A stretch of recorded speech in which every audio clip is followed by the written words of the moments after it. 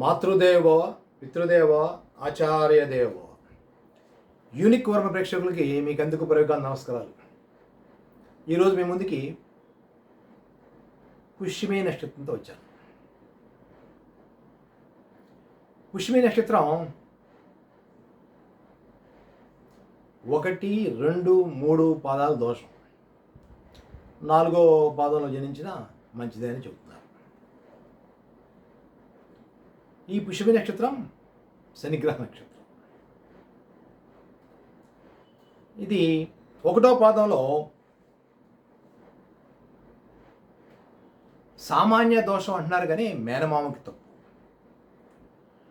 2, 3 పాదాల్లో జన్మమైన శిశువు జన్మమైతే తల్లికి తండ్రికి దోషం అని చెప్తున్నారు. ఈ దోషం ఎలా ఉంటుందంటే 3 నెలల పాటు ఉంటుంది. 4వ పాదంలో జన్మమైతే శిశువు మంచిదని చెప్తారు. అలాగే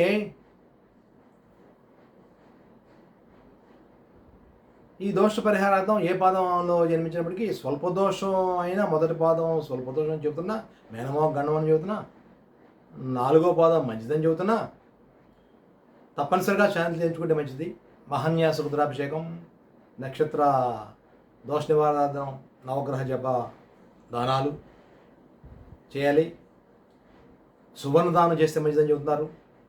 అలాగే గంధపు చెక్కని దానం చేసినా మంచిది. అదేవిధంగా ఈ పుష్యమి నక్షత్రంలో స్త్రీ ప్రథమ రాజేశ్వరి అయితే చాలా మంచిదని చెబుతున్నారు. సత్కలత్ర సౌఖ్యాలు ఉంటాయి, అంటే మంచి భర్త వస్తాడన్నమాట చెప్పబడుతుంది. సత్సంతాన సౌఖ్యాలతో ఆ స్త్రీ విరాజిల్లుద్దనే మాట చెప్పబడుతుంది. అదేవిధంగా ఈ నక్షత్రంలో మొదటి పాదంలో పుడితే, 2వ పాదంలో పుడితే, 3వ పాదంలో పుడితే, 4వ పాదంలో పుడితే ఏ అక్షరంతో పెట్టాలనే విషయాన్ని మీకు చెప్తాను.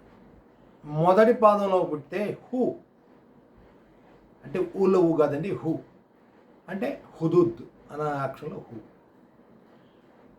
2వ పాదంలో కనుక జన్మిస్తే హే అంటే హేమలత. 3వ పాదంలో జన్మిస్తే హో. 4వ పాదంలో జన్మిస్తే ఢా. ఇలా హు, హే, హో, డా ఈ అక్షరాలు వచ్చేటట్టుగా పెట్టుకోవచ్చు.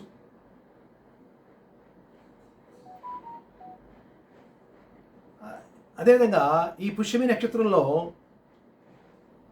స్త్రీలు జన్మిస్తే వాళ్ళ స్వభావం ఎలా ఉంటుందో చెప్తాను. వీరు సుందరులు, మంచి రూపురేఖలు కలవారు, కురుచునైన కలవారు, అంటే పొట్టివారు, కొద్దిగా స్థూలకాయలు అనే మాట చెప్పబడుతుంది. దైవచింతన ఉంటుందనే మాట చెప్పబడుతుంది. గురు పెద్దలను ఆదరిస్తారనే మాట చెప్పబడుతుంది. విషయ పరిశీలన శక్తి ఎక్కువగా ఉంటుంది. పుణ్యతీర్థయాత్రలు ఎక్కువ చేస్తారు.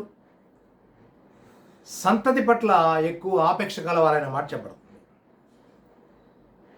అదేవిధంగా స్వాభిమాని, కోపి అనే మాట కూడా చెప్పబడుతుంది. ఇక పురుష బలం ఎలా ఉంటుందంటే, ఈ నక్షత్రం పుట్టిన వారు నల్లని వారు, కోపి, చంచలత్వం, నిలకడలేని వారు అనే మాట చెప్పబడుతుంది. బలశాలే కానీ పిరికివారు అనే మాట కూడా చెప్పబడుతుంది. వీరికి ఎంత త్వరగా కోపం వస్తుందో అంతే రీతిని చల్లబడతారు. కోపతాపాలు ఎప్పుడు వస్తాయో, కోపం ఎప్పుడు వస్తుందో, తాపం ఎప్పుడు వస్తుందో వారికే తెలియదు. వీరికి ఎంత త్వరగా కోపం వస్తుందో అంతే రీతిని చల్లబడతారు, మెత్తబడతారు. లోభత్వం ఎక్కువగా ఉంటుంది, పిరిగితనం ఉంటుంది అన్నమాట చెప్పాను. లోభత్వం కూడా ఉంటుంది. అలాగే కష్ట నష్టాలని ఎదుర్కొంటారు. కష్ట నష్టాలతో పాటు సుఖాలని కూడా సమపాళ్ళలో ఆస్వాదిస్తారు. వీళ్ళు కూడా ఎట్టి పరిస్థితుల్లో కుంగని వారైన మాట చెప్పబడుతుంది. ధాతు పుష్టి ఉంటుంది, మంచి భోజన ప్రియత్వం వీరికి కూడా ఉంటుంది. పునర్వసు నక్షత్రం వాళ్ళలాగానే వీళ్ళు కూడా మృష్టాన్న భోజనం చేస్తారు, మధుర పదార్థముల యందు ఇష్టత కలిగి ఉంటారు. అయితే వీరు బాల్యం నుండి నక్షత్రంలో ఈ పుష్యమి నక్షత్రంలో పుట్టిన వాళ్ళు బాల్యం నుండి చురుకుతనం చూపిస్తారు, విద్యల్లో రాణిస్తారు, మంచి చదువు సంధ్యలతో ముందుకెళ్తారు, అనేక విద్యలు చేస్తారు, సుదూర ప్రాంత నివాసాలు చేస్తారు, దేశ విదేశాలంతా మంచి పేరు తెచ్చుకుంటారు. అతి పిన్న వయసులోనే వృత్తి ఉద్యోగాల్లో ప్రవేశం ప్రావీణ్యత కనబరుస్తారు. మంచి కుశాగ్ర బుద్ధి బాల్యం నుంచి చూపిస్తారని మాట చెప్పాను. 37వ సంవత్సరం నుంచి అభివృద్ధి చాలా గొప్పగా ఉంటుంది. అయితే 41 నుంచి వీరికి మాతృచింతన ఉంటుంది. తల్లి మంచెడ్లు చూడాల్సిన అవసరం ఉంటుంది. వీరి సంతతిలో స్త్రీ సంతానం ఎక్కువ. అలాగే ఈ స్త్రీ సంతానమే వీరికి ఉపయోగపడుతుంది. అలాగే ఈ జాతకులకి కళత్ర ధన ప్రాప్తి ఉంది. కళత్రం యొక్క ధనమే కాదు, కళత్రం కూడా స్వాస్థ్యంగా ధనాన్ని ఆర్జించి కుటుంబానికి చేయూతనిస్తారు. అలాగే కళత్ర ధన ప్రాప్తితో పాటు కళత్రానికి సంబంధించిన పూర్వాజిత ఆస్తులు కానీ తల్లిదండ్రులకు సంబంధించిన ఆస్తులు కానీ వీరికి వస్తాయి.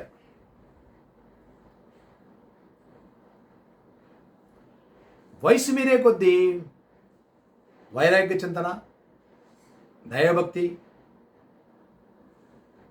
పెంపొందించుకుంటారు. అయితే ముసల్తనంలో వీరు సంతతికి ఇబ్బంది అవుతారు, వేరొకరి చేతిలోకి వెళ్ళిపోతారు. కొంతమంది సంతతి చేతిలో బతికేవారుగా చెప్పబడుతున్నారు. వీరు 85 సంవత్సరాల పైగా జీవిస్తారు.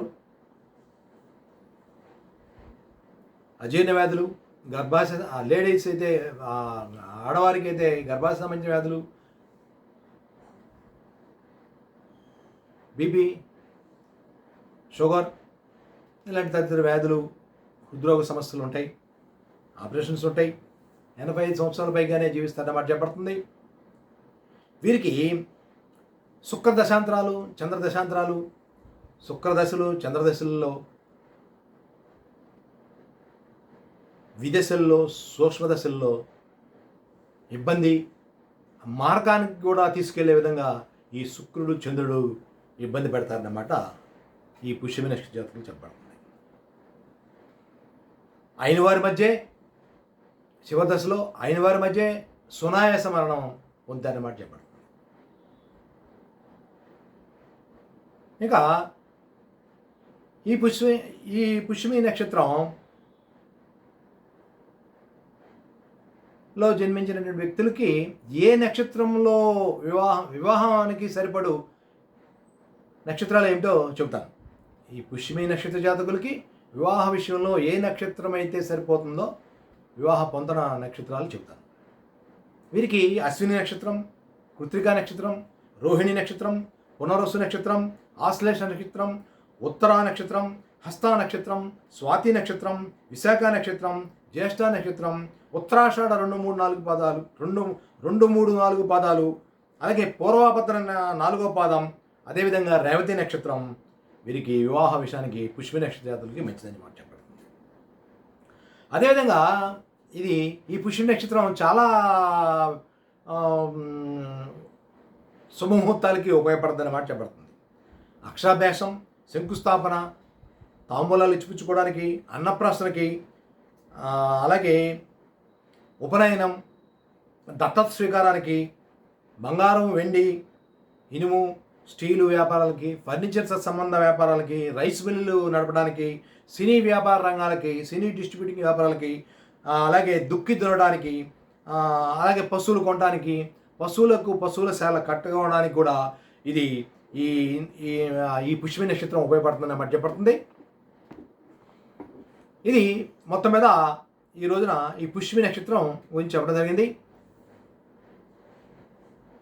ఈ పుష్యమి నక్షత్రం ముగించిన తర్వాత మనం చెప్పబోయేది ఆశ్లేష నక్షత్రంతో ముందుకు వద్దాం. అప్పటిదాకా కొద్దిగా విరామం తీసుకుందాం. నమస్కారం.